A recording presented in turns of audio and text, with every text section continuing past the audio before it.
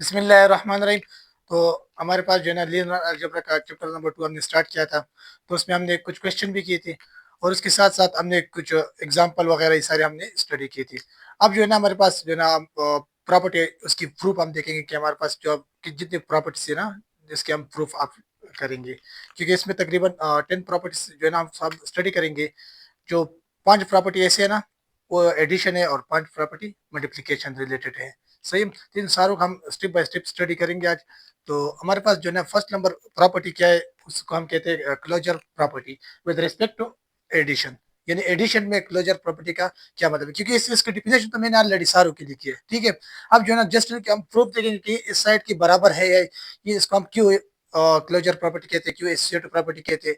अब इसका हम प्रूफ देखेंगे। सही है? और डिफिनेशन जो है ना मैंने फर्स्ट जो है ना इस चैप्टर का फर्स्ट सेकंड या थर्ड लेक्चर जो था ना उसमें सारे डिफिनेशन इसकी पढ़ी थी। तो अब मेरे पास जो है ना closure property with respect to addition. सही है? इसमें एडिशन का मतलब कि अगर मैं इसको एडिशन के थ्रू से देखूं तो हमारे पास इसका मतलब क्या है, कैसे हम इसको प्रूव करेंगे। फर्स्ट हमको पता है कि u प्लस वी ये बिलोंग करता है f को। अब हमारे पास जो है ना f क्या चीज है, f जो है ना इसके मैंने इधर डिफिनेशन इसके लिए की बहुत ज्यादा इंपॉर्टेंट है, क्योंकि f जो है ना आपने इधर पहचान लिया तो इस चैप्टर रिलेटेड जितनी भी क्वेश्चन आएंगे आप लोग इस पे क्लियर है, आपको कोई मुश्किल नहीं होगा आगे। सही है? तो देखो एफ जो है एफ का मतलब है फील्ड। फील्ड का क्या मतलब है? फील्ड का मतलब एक सेट मेरे साथ बनाता है ना, और उसको में फील्ड में हमारे पास क्या क्या आते हैं, प्लस आते हैं, यानी प्लस हो गया, माइनस हो गया, मल्टीप्लीकेशन हो गया और डिवीजन हो गया। फिर उसके साथ साथ हम इसी फील्ड में हम और क्या पढ़ेंगे, रिलेशनल नंबर हो गया। सही है? उसको हम क्यों पे रिप्रेजेंट करते हैं। इसी तरह मेरे पास रियल नंबर हो गया, उसको हम इस सिंबल पे रिप्रेजेंट करते हैं। फिर उसके बाद कॉम्प्लेक्स नंबर हो गया। ये सारे नंबर जो हमारे पास आते हैं ना इसको हम फील्ड कहते हैं, ये फील्ड में आती है। सही है? और फील्ड को हम रिप्रेजेंट करते हैं एफ पे। इधर मैंने लिखा है कि यू प्लस वी ये बिलोंग करते हैं एफ को। सही, हमेशा हमारे पास क्लोजर प्रॉपर्टी ये जो है ना इस सारे चैप्टर में हम सिर्फ एडिशन रिलेटेड और मल्टीप्लिकेशन रिलेटेड प्रॉपर्टी को स्टडी करेंगे, और सारे क्वेश्चन भी इस दो दो पे आते हैं, यानी प्लस और इसके साथ मल्टीप्लाई। ठीक है, क्योंकि इसमें माइनस हो गया और दूसरा मेरे पास जो है ना डिवीजन, इसमें बहुत ज्यादा कम क्वेश्चन आते हैं। और हम अगर ग्राफ ड्रा करते हैं तो उसमें भी हमारे पास सारे जो एडिशन और मल्टीप्लिकेशन रिलेटेड सारे वेक्टर हम जो ड्रा करते हैं ना उस पे आती है। सही है? अब मेरे पास जो है ना इधर मैंने एक एग्जांपल उठाया है। देखो एग्जांपल का मतलब ये है कि अगर मैं फील्ड को ले लूँ, फील्ड मेरे पास इधर मैं कहता हूँ कि मेरे पास रियल नंबर के बराबर है, क्योंकि फील्ड हमारे पास मल्टीपल होते हैं ना, या रियल नंबर की होगी या कम्प्लेक्स नंबर की होगी या मेरे पास रेशनल हो इरेशनल नंबर, ये सारे की बराबर होगी। सही है? तो इधर मैंने लिया कि मेरे पास एफ जो है ना इक्वल है रियल नंबर की। इसके एग्जाम्पल मैंने लिया कि टू रियल नंबर को मैं ऐड करूंगा, उससे मेरे पास एक एक रियल नंबर आएगा और उसका मैं फील्ड कहूंगे। कैसे? देखो अगर मैं 2 और 5 को मैं प्लस कर दूं तो मेरे पास 7 आ जाएगा। सही है? और इस 7 को मैं कहूंगा कि ये मेरे पास बिलोंग करते हैं फील्ड एफ को रिप्रेजेंट करता है। यानी मेरे पास एफ का मतलब है कि एफ मेरे पास ये बिलोंग करता है रियल नंबर को। सही है? ये मेरे 7 जो है ना ये रियल नंबर है और इस फील्ड में आता है। सही है? ये मेरे पास closure property with respect to addition था। नेक्स्ट मेरे पास क्या है, associative property with respect to addition. देखो एसोसिएटिव का मतलब ये कि left hand side is equal to right hand side. सही है? इसका मतलब ये, और इसमें जो है ना हमारे पास वही फील्ड का किस्सा है, क्योंकि इधर भी हम रियल नंबर लेंगे या कम्प्लेक्स नंबर लेंगे या इरेशनल या इरेशनल, यही नंबर हम लेंगे, क्योंकि मैथमेटिक्स में मेरे पास यही नंबर है। सही है? तो इसको हम लेंगे और इस फील्ड में पुट करेंगे। इधर मेरे पास एक एग्जाम्पल मैंने लिया है। एग्जाम्पल से पहले इसको आप देखे, देखो u plus V plus W, इधर जो है ना ब्रैकेट होल ब्रैकेट लगाए ना, और इस साइड पे होल ब्रैकेट फर्स्ट लगाए, इधर सेकंड लगे, राइट साइड पे जो है ना फर्स्ट फर्स्ट पे लगाए, यानी यू और वी को लगाए, और इधर डब्ल्यू जो है ना ये अलग लिखा है। सही है? अब हम ऐसे काम करते हैं ना कि इस एग्जाम्पल को सॉल्व करते हैं। एग्जाम्पल को हम सॉल्व करेंगे, ये मेरे पास दोनों इसका जो दोनों side left hand side equal to right hand side same to same होगा, और इसको मैं कहूंगा कि मेरे पास ये राइट हैंड साइड और लेफ्ट हैंड साइड जो है ना ये दोनों हमारे पास ये बिलोंग करता है फील्ड को, और फील्ड इन दोनों क्या है हमारे पास रियल नंबर इधर होगा। सही है? अब देखो अगर मैं इस टू का भी जगह लिखूंगा, क्योंकि फर्स्ट हम ऐसे काम करेंगे ब्रैकेट का काम करेंगे, यानी ब्रैकेट में अगर मल्टीप्लाई है प्लस है जो भी हम फर्स्ट ब्रैकेट को लिखेंगे, फिर उसके बाद हम ब्रैकेट के साथ और जो नंबर लिखे उसको हम करेंगे। इधर हम देखो 3 + 4 ये मेरे पास 7 हो गया, और इक्वल है, इन दोनों को मैं प्लस कर दूंगा, ये मेरे पास क्या आएगा कि 2 + 3 ये 5 हो गया, और इसके साथ मैं प्लस करूंगा 4। इन दोनों से मेरे पास 9 आ जाएगा और इस साइड पे भी यानी 4 और 5 इनको अगर मैं ऐड कर दूं मेरे पास 9 आ जाएगा। हम इसको ऐसे कह सकते हैं कि 9 मेरे पास जो है ना ये इक्वल है एफ की और एफ फिर इक्वल है 9 की, यानी ये दोनों इसको मैं ऐसे फॉर्म में लिख सकता हूँ कि फील्ड बिलोंग करते रियल नंबर को। सही है, रियल नंबर इसके इधर रिप्रेजेंट होता है, तो इसलिए ये हमारे पास इसका प्रूफ है। सही है, यानी इसका मतलब ये है कि left hand side equal to right hand side. अब नेक्स्ट मेरे पास जो है ना additive identity property with respect to addition के थ्रू के इसको हम देखेंगे। देखो इसमें जो है ना हम एडिटिव प्रॉपर्टी इसमें अगर ऐसे एलिमेंट्स यानी ऐसे नंबर या यो रियल नंबर हो या कॉम्प्लेक्स नंबर हो, जो नंबर दिया है ना उसके साथ अगर मैं जीरो को ऐड कर दूं ना तो वो मेरे पास वही नंबर दे दे, तो उसको हम कहते हैं additive identity property with respect to addition. सही है, डिफिनेशन क्या लिखा है कि there exist zero belong to F, F मतलब फील्ड, ठीक है, such that u plus v equal है मेरे पास यू की, और इस तरह अगर मैं जीरो को फर्स्ट लिखूं और यू को जो है ना बाद में लिख लूं तो मेरे पास फिर भी यू के बराबर होगा। सही है, अब हम ऐसे काम करते हैं, मेरे पास एग्जांपल मैंने लिया कि 7 प्लस 0 मेरे पास 7 ही आएगा, फिर इस तरह सेकंड मैंने ऐसे लिया कि 0 प्लस 7 क्या आएगा वो भी मेरे पास होगा 7, ठीक है, क्योंकि दोनों साइड जो है ना इक्वल है। इसको मैं इस तरह भी लिख सकता हूँ कि मेरे पास हो गया कि u प्लस 0 ये हमारे पास फील्ड को बिला यानी इक्वल होगा फील्ड की एफ की, और एफ फिर इसको हम इस तरह भी लिख सकते हैं कि 0 प्लस यू जो है ना ये भी हमारे पास बराबर है एफ के, ये दोनों एफ के बराबर है।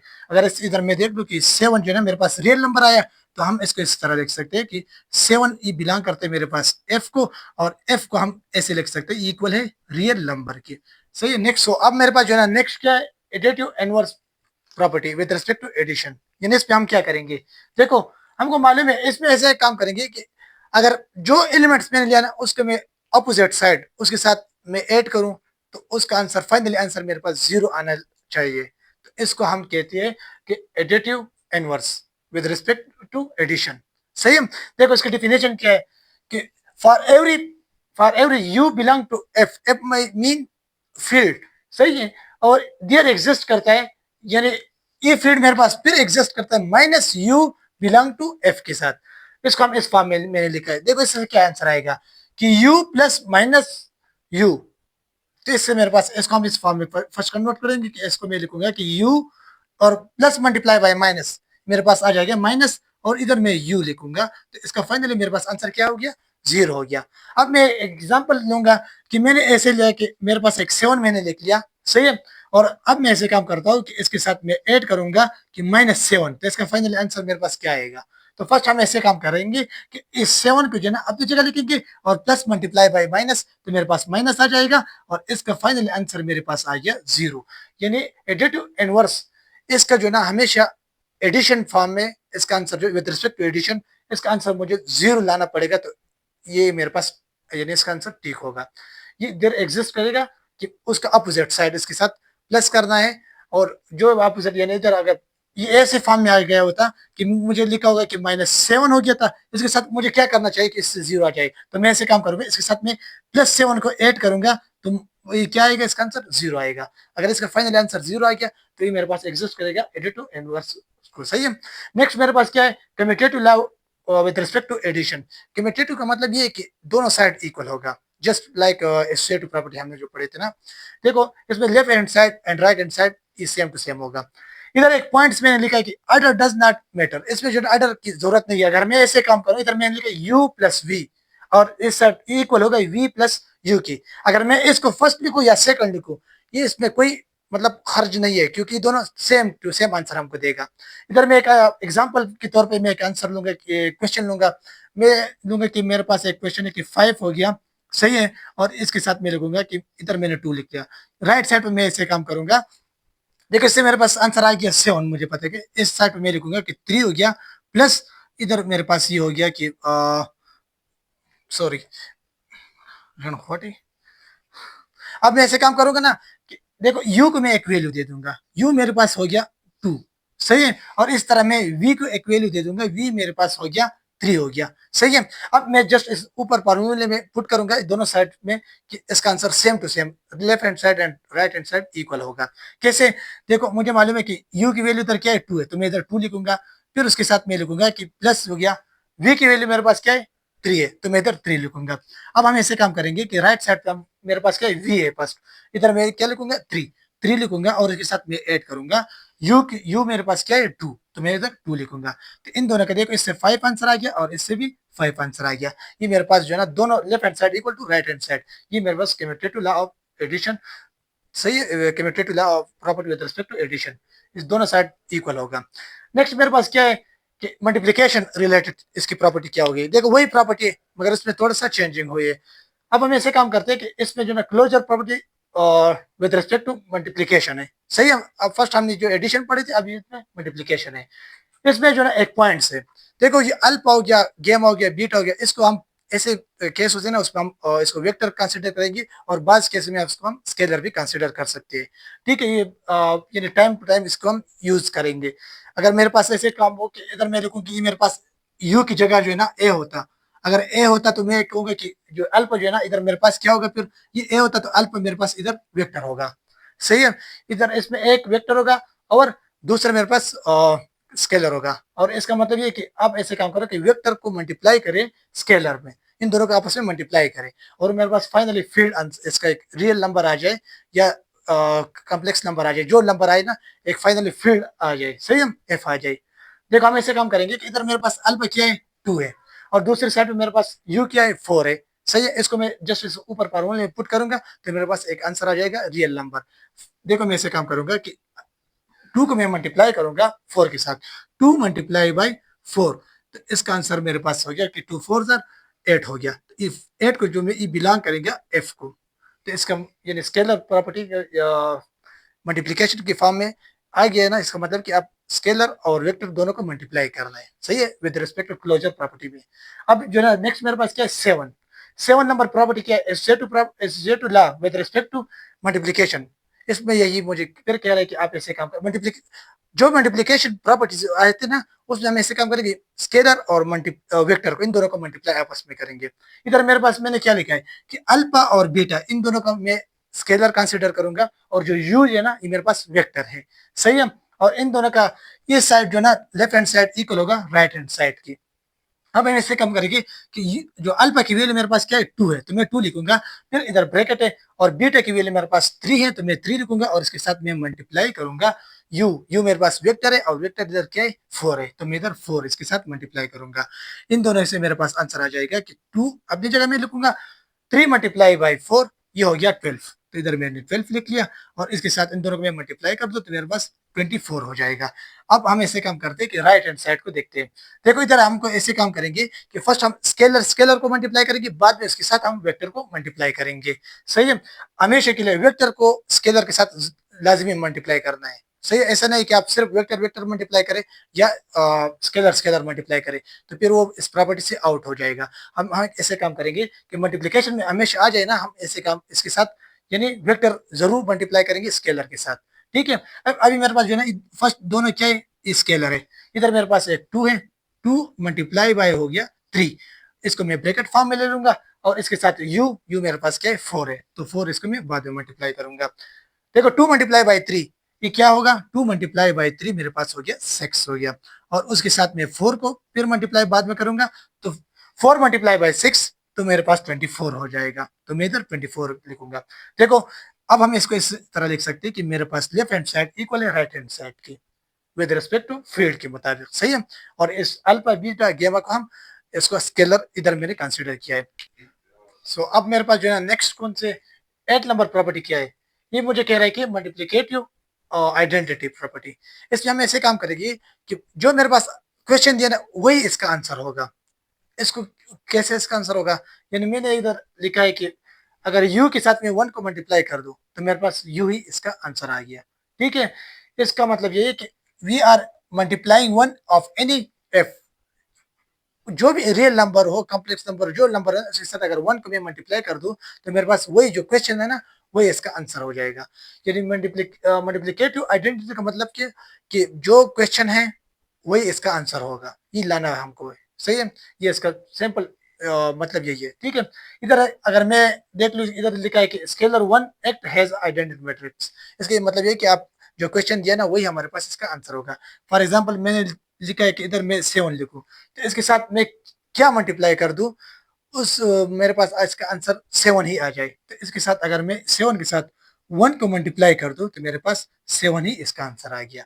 ठीक है, अब हम ऐसे काम करते हैं कि मेरे पास ऐसे दूसरा क्वेश्चन है कि 2 के साथ मैं क्या मल्टीप्लाई करूं तो मेरे पास 2 आंसर आ जाए।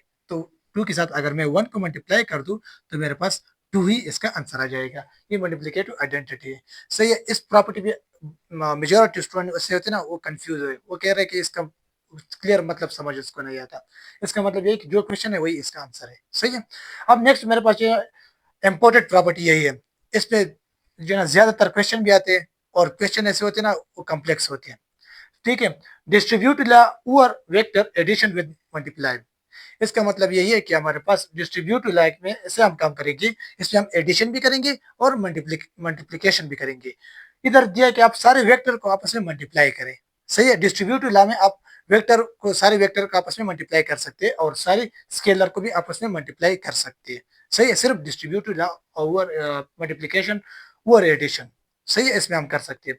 इधर मैंने इसका जो है ना फार्मूला किया है कि ये जो अल्फा मैंने लिखा है ना, अल्फा मैंने आप लोगों को बताया था। देखो अल्फा को हम बात से अल्फा बीटा गेमा, इसको हम कुछ केसेस में हम इसको स्केलर लेते हैं, कुछ में हम इसको वेक्टर भी ले सकते हैं। इधर मैंने इसको वेक्टर लिया है। सही है, अब मेरे पास जो है ना इसका लेफ्ट हैंड साइड क्या है कि अल्फा जो है ना इसकी मल्टीप्लाई करना है u प्लस v के साथ मल्टीप्लाई करना है। कैसे, देखो अल्फा का अगर u के साथ में मल्टीप्लाई कर दो तो मेरे पास alpha vector multiply by u vector, और बीच में इधर जो आया ना प्लस है तो मैं इधर प्लस लिखूंगा। फिर उसके साथ हम मल्टीप्लाई करेंगे कि अल्फा को मल्टीप्लाई करें आप अल्फा वेक्टर मल्टीप्लाई करें यू वी के साथ। सही है, अब मेरे पास ये जो क्वेश्चन है इसको मैं इस फार्मूले में पुट करूंगा और इसका जो आंसर मेरे पास आ जाएगा कि इस साइड का आंसर जो है ना वो इक्वल होगा इस साइड का आंसर के।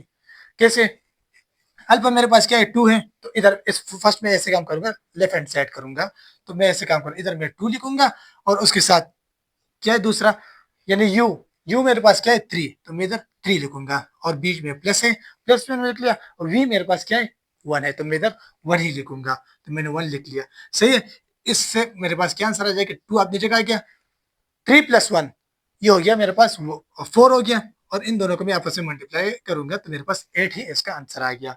अब राइट हैंड साइड मेरे पास क्या होगा, राइट हैंड साइड ऐसे काम करते कि आप फर्स्ट इन दोनों को मल्टीप्लाई करो, दोनों वेक्टर को, और उसके बाद आप ऐड करें। सही है, अब हम ऐसे काम करेंगे कि इधर मेरे पास अल्फा क्या है, अल्फा 2 है, और उसके साथ मल्टीप्लाई करें क्या यू, यू मेरे पास इधर क्या है 3 है, तो 3 को मैं मल्टीप्लाई करूंगा और बीच में क्या है प्लस है, तो मैंने प्लस लिख लिया।